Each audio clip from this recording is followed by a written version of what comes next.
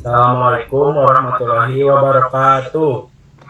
Waalaikumsalam Waalaikumsalam warahmatullahi warahmatullahi wabarakatuh. wabarakatuh. Selamat pagi semuanya. Selamat pagi.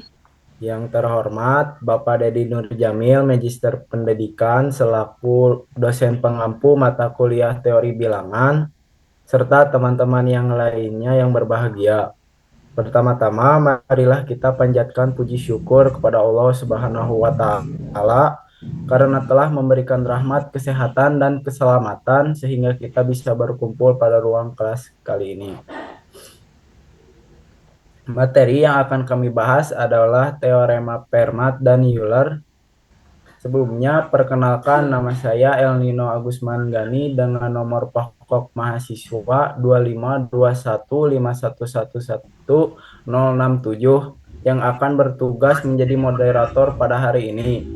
Adapun pemateri-pemateri di sebelah saya adalah Baik, perkenalkan nama saya Anissa Salsabila dengan nomor pokok mahasiswa 252151111045 sebagai pemateri 1. Baik, perkenalkan nama saya Tasya Nasai Nugraha dengan NPM 2521511111040 sebagai pemateri 2. Baik, perkenalkan nama saya Lisa Adria Putri dengan nomor pokok mahasiswa 2521511111050.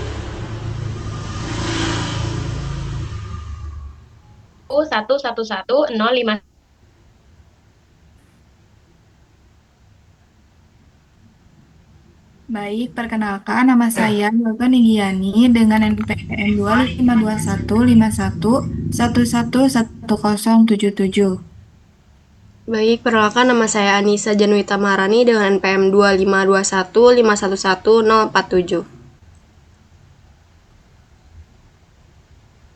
Baik, terima kasih kepada teman-teman saya yang sudah memperkenalkan diri.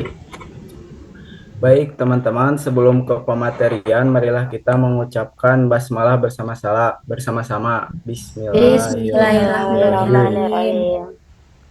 Baik, selanjutnya ialah penyampaian dan penyajian materi. Saya persilakan buat Anissa Salsabila membacakan materi yang pertama kali, yakni pembukaan, pendahuluan.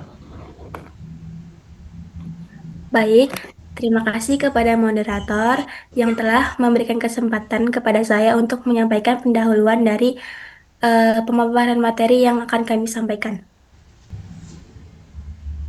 Teorema Fermat dan teorema Euler merupakan konsep penting dalam teori bilangan yang berhubungan dengan sifat bilangan prima dan aritmatika modular. Teorema Fermat khusus untuk modulus bilangan prima menyatakan hubungan antara pangkat bilangan dan modulus prima yang digunakan dalam kriptografi dan algoritma matematika.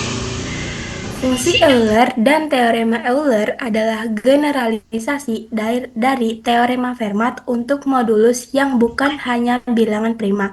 Jadi, kalau teorema Euler itu buat yang khusus bilangan prima, kalau teorema Fermat itu khusus bilangan prima, kalau teorema Euler itu bukan hanya bilangan prima. Memperkenalkan fungsi Totien-Euler yang menghitung banyaknya bilangan bulat relatif prima dengan suatu bilangan. Eksponen cepat adalah teknik komputasi yang efisien untuk menghitung pangkat dalam aritmatika modular. Sangat berguna dalam implementasi teorema-teorema tersebut. Kemudian di sini ada materi pertama, yaitu teorema Fermat. Pengertian teorema Fermat. Teorema kecil Fermat menyatakan bahwa jika P adalah bilangan prima dan A adalah bilangan bulat yang tidak habis dibagi P atau GCD dalam kurung A, P tutup kurung sama dengan 1, maka berlaku A pangkat P min 1 dikurangi 1 kongruen 1 modulo P. Artinya, jika kita menaikkan A ke pangkat P-1, hasilnya jika dibagi dengan P, sisanya adalah 1. Dengan kata lain, A pangkat P dikurangi 1 min 1 habis dibagi oleh P. Contoh, jika P sama dengan 7 dan A sama dengan 2, maka 2 pangkat 6 sama dengan 64, kongruen 1 modulo 7. Jadi 64 itu dibagi 7 sisanya 1. Karena 64 dikurangi 1 sama dengan 63 adalah kelipatan 7.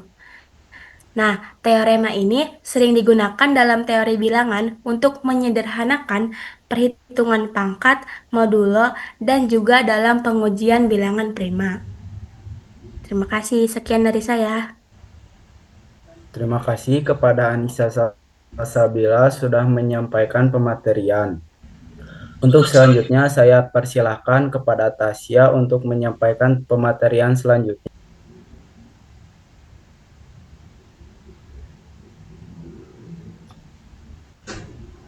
Baik, terima kasih moderator. Untuk PPT-nya, Apakah tidak muncul? oh, sudah. Jadi, teorema Fermat. Nah, misalkan P,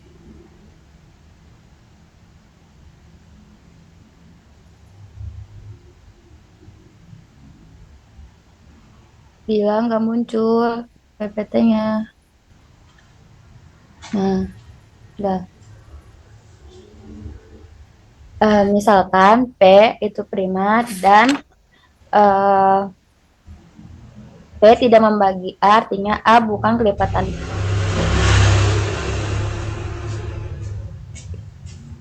P, maka ulang. Nanti di-cut aja yang ini ya. Sok aku aja nanti yang edit kalau enggak.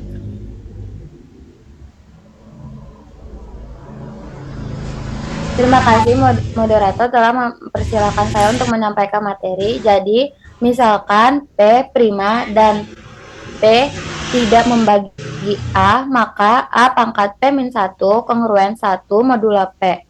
Nah, buktinya itu, yang pertama tuh, kita mulai dengan melihat kelipatan dari A. A pangkat P min 1 kongruen 1 modulo P ekivalen dengan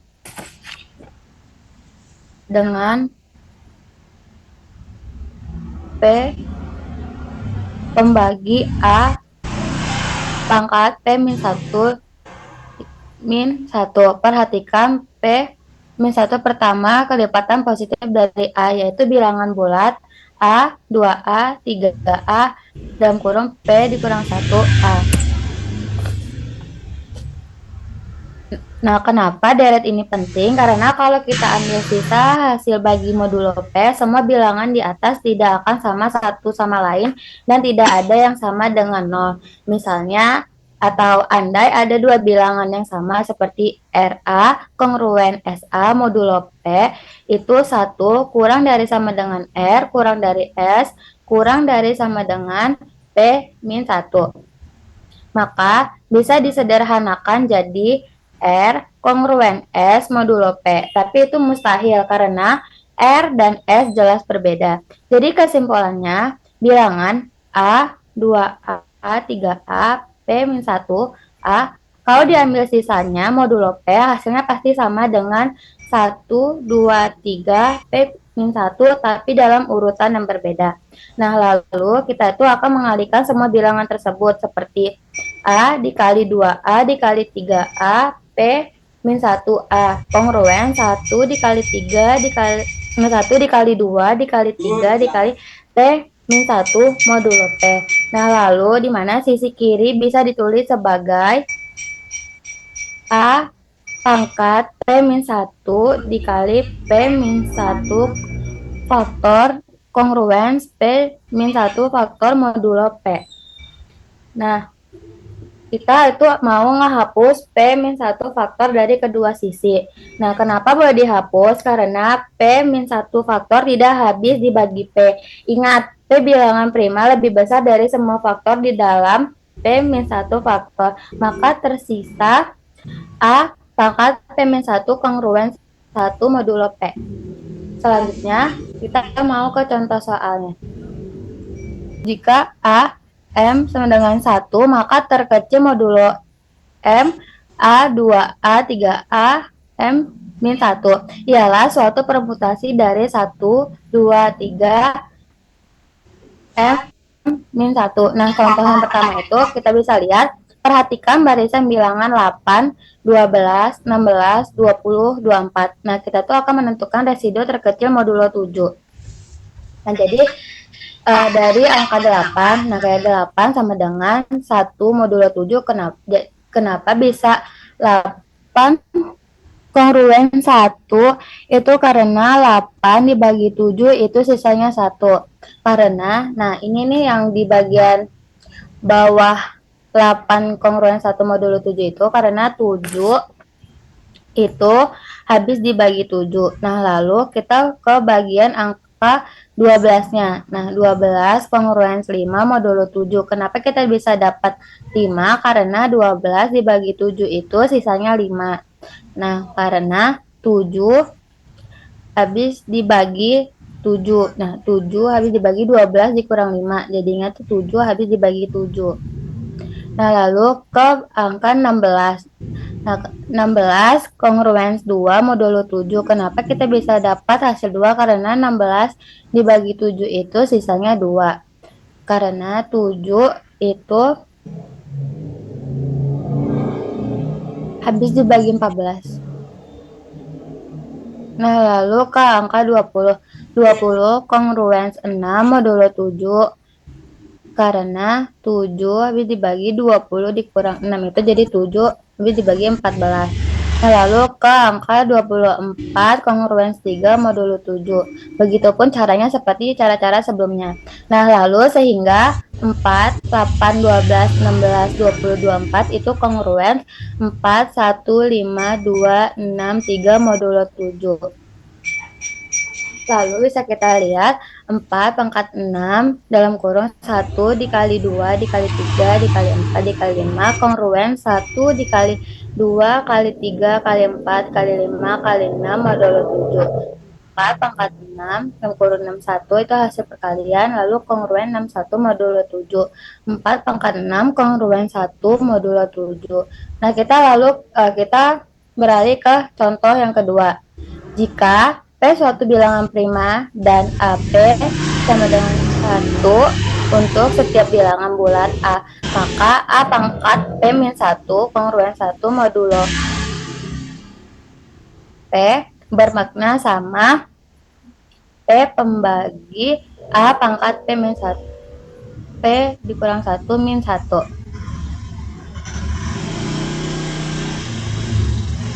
Nah, jika nilai P-nya itu sudah kita ketahui, P sama dengan 5, nilai A-nya itu 2, maka untuk A sama P itu nilainya 2,5 sama dengan 1.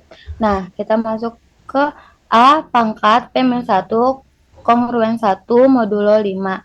2, nah kita masukin, tinggal substitusiin aja, nilai P-nya kan 5 dikurang 1. 2 pangkat 5 min 1 kongruen 1 modulo 5. Nah, 5 dikurang 1 kan 4, jadi 2 pangkat 4 kongruen 1 modulo 5.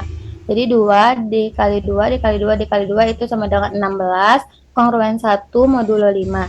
Nah, jadi 5 itu habis dibagi 16 kurang 1 itu 15, jadi 5 habis dibagi 15. Sekian dari pemateri yang saya jabarkan, saya serahkan ke pemateri selanjutnya. Terima kasih moderator.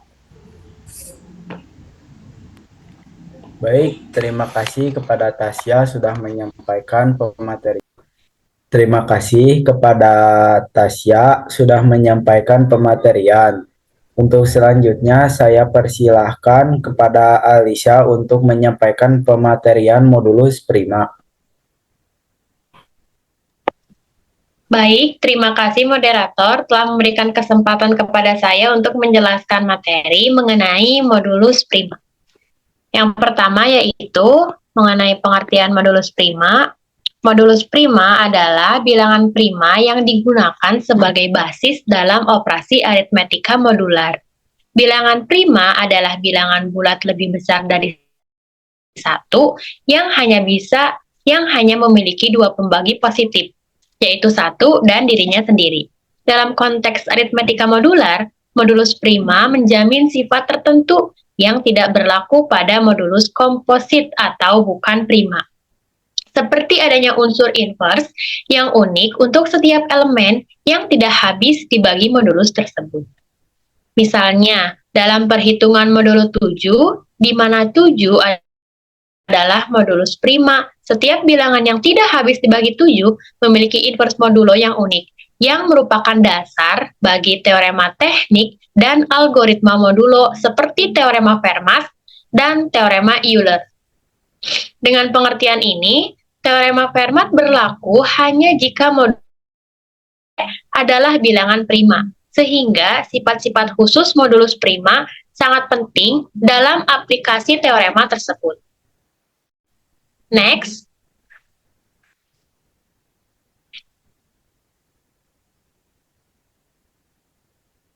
Nah, di sini, jika P bilangan prima, maka untuk setiap bilangan bulat positif A itu berlaku A pangkat P akan kongruens A modulo P. Lebih lanjut, jika A dan P saling relatif prima, maka berlaku A pangkat P min 1 kongruens 1 modulo P. Cukup dibuktikan pernyataan kedua. Misalkan, A adalah bilangan bulat positif yang relatif prima dengan P. Perhatikan bahwa bilangan A, 2A, P min 1 dikali A. Masing-masing memiliki sisa yang berbeda dalam modulo P. Akibatnya, diperoleh A dikali 2A, P min 1 dikali A, kongruen 1 dikali 2, P min 1. Modulo P, sedemikian sehingga P dikurangi 1, faktor dari A, P pangkat A pangkat P min 1 kongruens P min 1 faktor modulo P. Karena FPBP, P dikurangi 1 faktor sama dengan 1 diperoleh A pangkat P min 1 kongruens 1 modulo P. Nah, teman-teman, di sini konsep dasar modulo harus kita ingat bahwa modulo itu operasi mencari sisa hasil bagi dari suatu pembagian ditulis dengan simbol mod. Contohnya, 17 modulo 5 itu sama dengan 2, karena 17 dibagi 5 itu sama dengan 3, sisanya 2. Nah, kemudian untuk yang negatif 17 modulo 5, itu hasilnya sisanya itu negatif 2, karena negatif 17 dibagi 5 sama dengan negatif 3, sisanya 2. Tapi harus diingat, dalam modulo biasanya kita ambil sisa positif. Nah, jadi negatif 17 modulo 5 itu sama dengan 3. Dari negatif 4 dikali 5 ditambah 3. Nah, konsep dasar ini harus kita kuasai untuk bisa mengerjakan materi selanjutnya. Lanjut ke contoh soal. Nah, di sini ada soal yang pertama, yaitu tentukan sisa dari 5 pangkat 2021 dibagi 13. Nah, yang pertama kita tulis dulu. 5 pangkat 2021 modulo 13. Yang pertama, kita dekatkan dulu 5 pangkat berapa modulo 13. Di sini kita ambil 5 pangkat 2 modulo 13 sama dengan negatif 1. Karena 25 dibagi 13 itu sama dengan 2, sisanya negatif 1. Kemudian, 5-nya kita pangkatkan 2020 dikali 5 pangkat 1 modulo 13. Nah, sekarang 5 dipangkatkan 2 dan dikalikan dengan pangkat lagi supaya ada 5 pangkat 2-nya. Nah, sekarang kita tahu bahwa 5 pangkat 2 bisa dikalikan dengan 1010. Nanti hasilnya akan sama dengan yang atasnya. Jadi, 5 pangkat 2 dikali 1010 dikali 5 pangkat 1 modulo 13. Sebelumnya kita sudah mencari tahu bahwa 5 pangkat 2 modulo 13 itu hasilnya negatif 1. Jadi, 5 pangkat 2 modulo 13 negatif 1 dipangkatkan lagi 1000. Di bawahnya lagi negatif 1 dipangkatkan 1010 dikali 5 pangkat 1 modulo 13. Negatif 1 dikalikan dengan, negatif 1 dipangkatkan dengan 1010, yang mana itu adalah bilangan genap, maka hasilnya akan positif. Jadi, 1 dikali 5 modulo 13.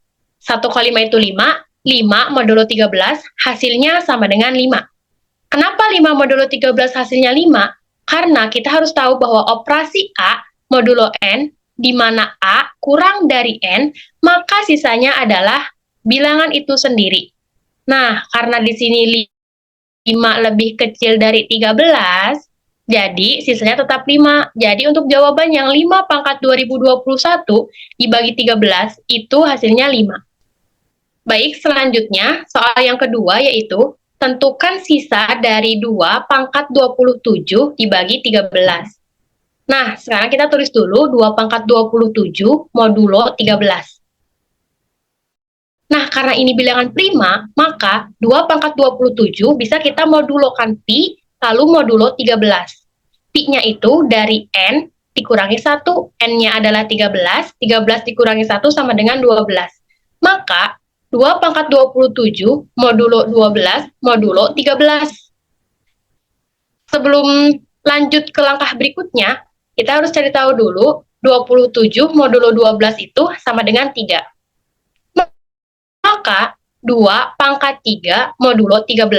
2 pangkat 3 sama dengan 8, 8 modulo 13 adalah 8. Nah, seperti yang tadi, karena 8 lebih kecil dari 13, jadi sisanya tetap angka itu sendiri, angka 8. Jadi, sisa dari 2 pangkat 27 dibagi 13 adalah 8. Sekian materi yang saya sampaikan, saya kembalikan kepada moderator. Terima kasih.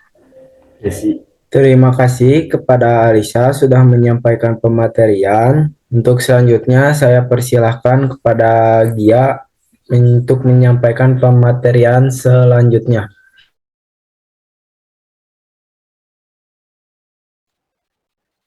Baik, terima kasih kepada moderator. Di sini saya akan menjelaskan materi tentang teorema Euler. Teorema Euler itu menyatakan bahwa untuk setiap bilangan bulat positif M dan A yang relatif bilangan prima, artinya tidak memiliki faktor persekutuan selain 1. Jika kita mengambil bilangan bulat A dan memangkatkannya dengan Euler, maka hasilnya akan kongruen dengan 1 modulo M. Artinya, jika kita membagi hasilnya dengan M, maka sisa bagi akan selalu 1. Next.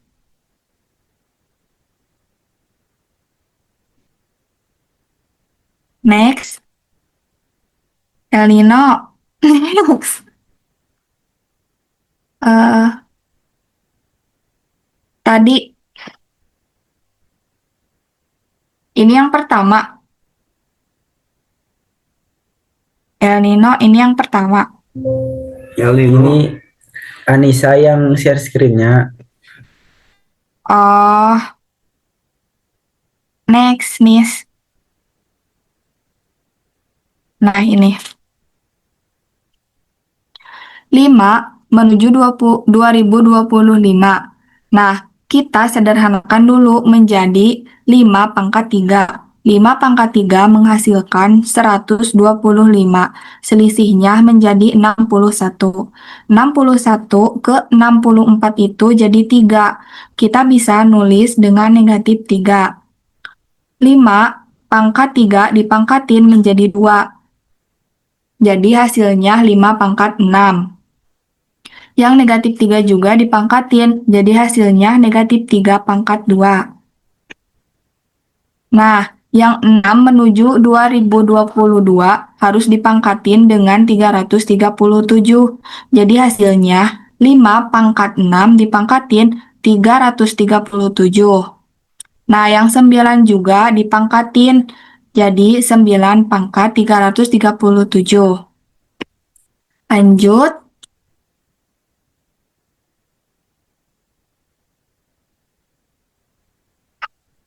Nah,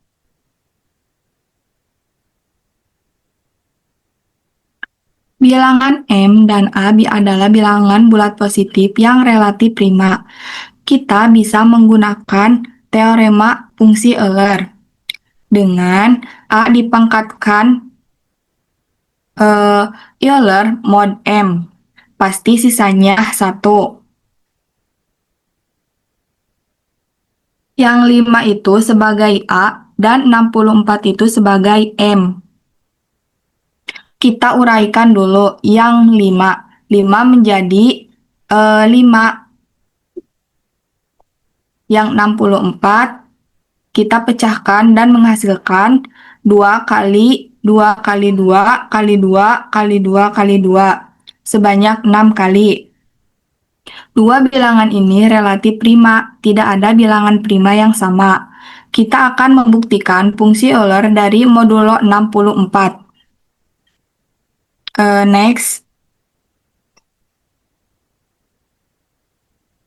Nah, 5 pangkat 2022 modulo 64. M-nya itu 64.